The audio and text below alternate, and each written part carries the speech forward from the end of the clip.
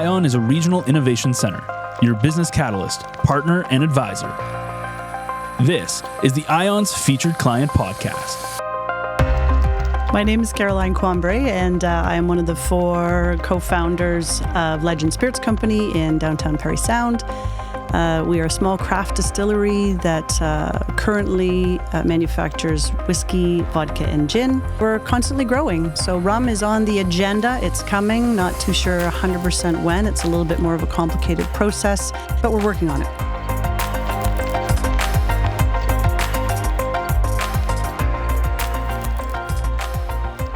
Interesting place you have there. You're just a stroll away from the government dock in Parry Sound, a nice little spot in town. And you have big plans to go forward with your business. What are some of those plans? Right now, currently, the biggest part is to operate our patio. We have an outdoor patio, not just to have a retail shop on site, but to get the inside and the outside where we have more customers coming in, where they can sit, have a nice cocktail, experience our spirits in a way that they can use them at home, and a bite to eat. So our realistic, first on right now is to just get ready for the sort of the tourist season in Parry Sound. Moving past that, by the fall, we want to open up our distillation room, or the manufacturing part of the building, to the public, where you would have the ability to come in on a tour, do some tasting of the products, learn a little bit, touch, feel, experience, maybe meet our distiller, have him answer questions. He's not very excited about that, but he'll do it. He's fabulous. And maybe have some interactive setups to go with it. So, smell, just get a full idea of how this whole process goes from start to finish, instead of you walk into the LCBO or into our retail shop and I want a Caesar, so I'm going to buy vodka today. So maybe to learn a little bit how it gets from the farm. You're right. To the LCBO store, or to our store, or to the restaurant. Experience for the clients, right? Yeah, exactly. Oh, it sounds like a good place to visit. Now, you've accessed a couple programs from IION for funding that helped you, in one case, research development, which you can explain, which is more interesting than that term, and the other way the funding helped out you. Sure. By way of the research and development area, we were able to access through IION's iRapid program. We utilized that program to pay wages for one of our team members to work on a few different projects. One in particular was utilizing used barrels that had been previously used for different alcoholic beverages, and put our whiskey into them to change the taste. So it's a limited edition where, for example, we take our whiskey, which is our signature whiskey, which is a blend of corn, barley, and rye. Then we take that, which is already ready to go, but we slap it into a port wine cask from Portugal, and it sits for 6 months, or approximately, depending on when the distiller wants to take it out. And it just ramps up the flavor profile a bit. So in that particular case, it adds a little it maybe makes it a little sweeter, a little softer. And we've done that with a number of different casks. So a Scotch barrel, a rum barrel, a port wine cask, brandy, for example. The next one we're going to do is actually put gin, proper dry gin, into a port wine cask and see how that comes out. It's all very, you put 250 liters of booze into it and it doesn't work out. It's a bit of a sad state of affairs at the end of that, but so far it's been great. Well, it sounds like it'd be a good project, even if it doesn't work out, just to get rid of the... Well, yeah, exactly. Someone, sure as heck, will drink it, I promise you, no matter what. And the other program that we were fortunate enough to receive funding for was their skills development placement program. So last summer, we were fortunate enough to have a young student who was in the Food Services University program to come, and we had her working side by side with our distiller, where she was able to learn about fermentation technology, how to operate the distillation equipment, keeping records, which is super important in the distillery business, tracking records, inventory. And the really cool part for her was, well, first of all, working in the lab with our 2 distillers, she was an incredible addition. Everybody got along very, very well. And that she ended up developing her own gin that we labeled, bottled, and sold, called Jill's Gin. So, and we ran out of it, and she went back to school. Everybody was kind of banging on the doors like, make more Jill's Gin. We need more. Because it was delicious. So it was a citrus gin where she dried all of her botanicals herself, developed the recipe. So, I think she learned a lot. But most importantly to us is that we had a real awesome addition to the team that we were sad in September when she left. But well, it's great for a company to have fresh energy to come in, and you're not only teaching them, but they're teaching you. They're teaching us, absolutely. You learn things from them. Yeah. Yes, exactly. The incumbent didn't just work in the lab. She had the opportunity to work in the retail store doing tastings, so where not just her laboratory experience was supported or expanded, but customer service too, and to be able to articulate the difference in the products to customers and explain what is in this one, what is in that one, how does this taste, how does this feel. She was a little shy at first, so I think that was also good. Where there would be times that she'd have 30 people in front of her. She had to. I'm sorry, I keep referring to her as she. She's not a she. Her name is Jill. Where Jill was forced to speak to large groups of people who were tourists that were in town by boat, and sometimes rowdy, sometimes not. So, and Jill just handled that like a superstar. So. Oh, well, very expanding for her. So in lab and outside of lab, it's not just in a lab that works. So you have to people and how to communicate and interpersonal skills. So I feel that was a good experience for her too. Now, how would you say that your company has grown just by having a little bit of extra funding to take care of these other parts of the business? Yeah, well, that's certainly a good question. As a new company, okay, and not just a new company, a new restaurant or a clothing store or, a mechanic shop or whatever, starting a distillery is a much larger task than we ever anticipated at the commencement of this process. Let me tell you.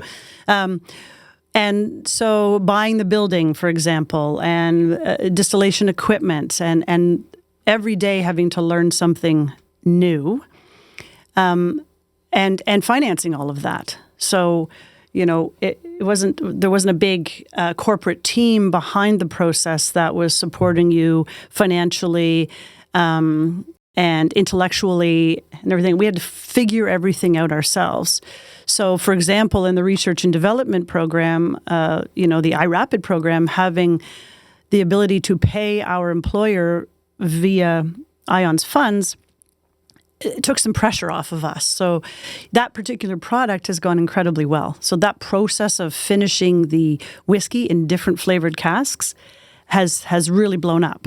And that in itself, we would not have had the finances to be able to put Dan in particular on that task. We would have had him doing something different.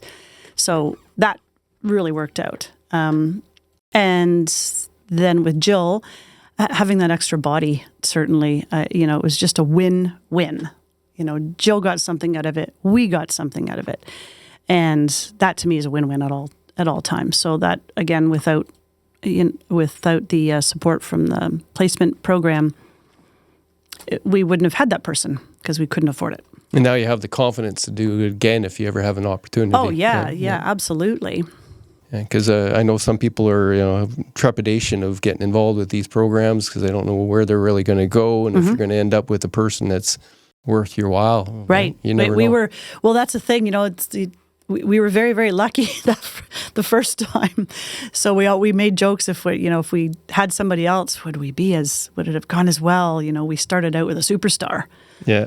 So, but that's a good point about the intimidation by programming. And I felt like that at the time. So my position was sort of more front and center on the application process. We're a team of 4 shareholders. This particular area seemed to be the area I got thrown into, for lack of a better word, stuck with. But it is intimidating a little bit. So by Emily putting it out there in this format to make it look easier than somebody might think. Here we are. We are here for you. Let us help you. And when you're looking at something on the internet and going to a web page, it looks one way until you've made contact with someone who can now help you steer the ship a little bit. And so I'm just glad that we didn't back out when I first saw the application process. So, and now I get it. Now I understand it. I understand what it's there for. I can understand how to use it properly. And very, very thankful for the team of people that were always available for me to pick a brain. Yeah, in an appropriate cast. way. Yeah, absolutely. Yeah, exactly. Nice pun. Nice. When did you open your doors? So we bought the building in January 2021. Opened the doors we started making alcohol shortly thereafter in small, very, very small format. Then we had product to sell in the late summer of 2022. And then we physically opened the doors to the public in November 2022. And we've just been growing since. Emily, how many different clients have you had that had this experience? So actually, Legend is our one and only distillery right now. Yes, so proud of that. We worked with breweries in the past, but so similar challenges, similar opportunities as well, a growing space always. But from the start, you always hope that clients will do what they say, and they have done exactly like everything that they've outlined in projects that they're going to do, they've accomplished. So we are very excited to continue working with them moving forward with their new projects and scaling moving forward. Have you done any of the taste testing? That's what I want to know. Yes, and I am now. I'm a frequent customer as well. I must say their peanut butter whiskey, amazing. But my favorite is the dill pickle vodka. It takes Caesars to a new level. So. Oh wow, that's yes. That's an endorsement. Yeah, I would say so. Now, upcoming programs, things that are available for businesses to think about along the same lines from this? Yeah, so as a regional innovation center, our mandate's to work with the innovative companies. So we do everything from advisory and mentoring services to market research. But what we are speaking about today is some of our funding programs. So the Skills Development Placement Program is operational right now. It is summer cohort, so it's currently running, so applications aren't open. But they will be open next March for summer 2025, and then again the following March for summer 2026. So that is to hire individuals. It's a $7,800 wage subsidy, so it's $13 an hour to offset a person for the summer months. We are waiting to see if our other programs will continue. We're very hopeful, just waiting on our funding partner. But those, if successful, will help with sales and marketing, research development, product development, purchasing equipment and software, working with any type of consultants for marketing and sales strategies, feasibility, various ways. And that's a grant of up to $10,000. What is something that a business should keep in mind when they're looking at programs for this type of funding assistance? Yeah, I think you hit it on the head. Just reach out. The funding world is a very challenging place. It is my job to help businesses figure out all of these things, and it's confusing to even me sometimes. So just pick up the phone. as IION staff, it is our job to help you find those resources, connections that you need in order to accomplish your projects. All of our applications, it's never a submit and done. We will work with you on your application. We will give you recommendations on how to improve it so that when it gets to the committee, we are very hopeful that there would be no questions or concerns for them to say no. So just pick up the phone. All the economic development resources are there to help you grow, I think is the word we try and get out there. Now, a business needs to have audited financials or anything to qualify, or? So not for IION programs, we do not require that. Our applications, because we are smaller funding amounts, we're not granting hundreds of thousands. Okay. So we try to make our applications reflect that. So there are about 3 to 4 pages, and one of those is terms and conditions. Mm-hmm. But what we ask for in terms of like the company snapshot is your current revenue and number of employees and where you projected in 3 years. And that's just to show that you are hopefully growing and bringing new jobs and revenue to the region. And do they have to be like incorporated? So no, that is not a requirement, just the innovation. So our innovation criteria is a newer, refreshed product, process, or service that you have invented or refreshed. So unfortunately, we can't help retailers who are reselling, wholesaling, distributing. It has to be something that they own or have developed themselves. Oh, okay. That's good to know. Yeah. Any other tips as hints and trade secrets as far as funding goes? No, there's lots of opportunities out there. Funding is there. Always reach out to the contacts to help find that eligible project. And a lot of these organizations, including IION, help with more than funding, and that's where we're trying to grow. We've often been viewed just as a funding organization, but we are an innovation center. There's 17 of us across the province. So we have a vast range of experts and services we can tap into. So we're really trying to, if a company has a problem or a growth opportunity, call IION, and we will do our best to connect, find experts, resources, funding to really get you to that end goal. What's the worst mistake a business can do when it gets involved with a funding thing like this? I don't know if there's a worse thing. One thing we wish more people would do is just keep us updated. Like sometimes we'll work with a client nonstop for 2 months and then you don't hear from them in 4 years, which obviously is a good thing. They're just out there running their business and that's what you hope they do. But then they'll come back and be like, oh, I wish I knew that. Or, oh, I should have came to you before I did this project, because you can't fund something that's already been paid for. And it changes almost every year. Funding is constantly changing and adapting. Yeah. So the more communication you have with us to let us know what you have going on a daily basis, the more we can help. Are you planning on doing any more funding programs? Do you have any applications? Yes, I actually was. When Emily and I first sat down, I do have a plan. It's actually on my immediate agenda. So okay, cool. I will be starting to kind of put some of that together in the near future. Just something that came up just recently, and the light bulb went on. And thought, wait, I need to look back at that website again and see where I fit. Oh, okay. So your experience was success before, and now you got some new ideas, and you think there's room for more. Right? Oh, absolutely. Big success. A big success, I think. I do want to be able to utilize the funding more. And however, that being said, I also like the idea of getting to the point where I don't need it anymore. So, which is, it's all great from an IION perspective to continue to fund. But at some point, I like the idea of, first of all, not having to learn anymore, because I'm already 3 years in, I'm tired of learning. And second of all, to sort of have everything as a well-oiled machine at that point.